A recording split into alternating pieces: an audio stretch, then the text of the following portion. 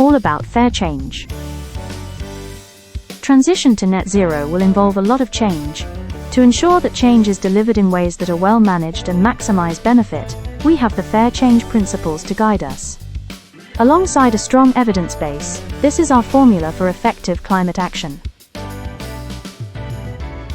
Let's take a closer look at each of the principles which make up fair change. These are just transition, climate justice, sustainable development, and the protection and enhancement of biodiversity, ecosystems, and ecosystem services.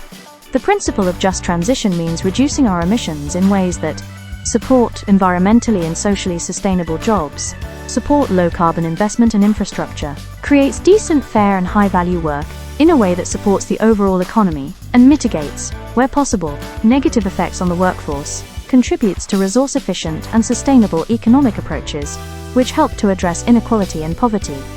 To achieve all this, the Just Transition Principle says that we should engage as much as possible with representatives of industry, such as workers, trade unions, NGOs, and employers, about changes to reduce emissions.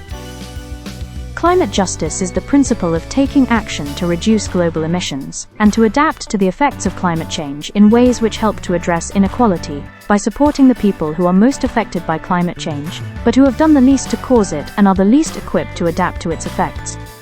For example, the richest 1% of the global population produce 17% of total emissions, while the poorest 50% produce only 12%. The poorest are also more likely to live in areas that are affected worse by climate change, and less likely to have the means to adapt to or recover from harmful impacts. Notice that the climate justice principle refers to global emissions. This means that we should not outsource our emissions by shifting them to other jurisdictions, but should take actions which reduce emissions overall.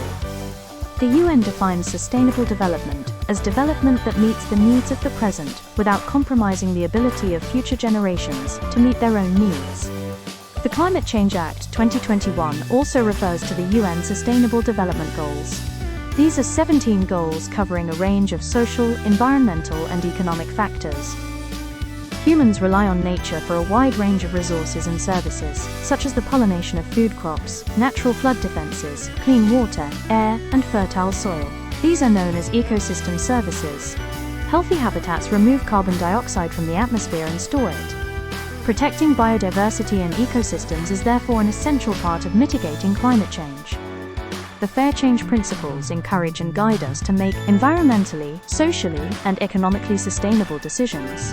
Our economy relies on healthy people to work within it, and people need a healthy environment which provides the things they need to live. Therefore, if our decisions do not protect our environment, community, and economy, we create risks for all three.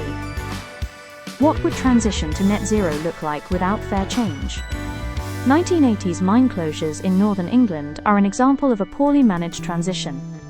Workers were not involved in decisions, were not supported in the wake of abrupt job losses, there was no plan for how the areas could recover or diversify, and the process led to strong feelings of anger and betrayal.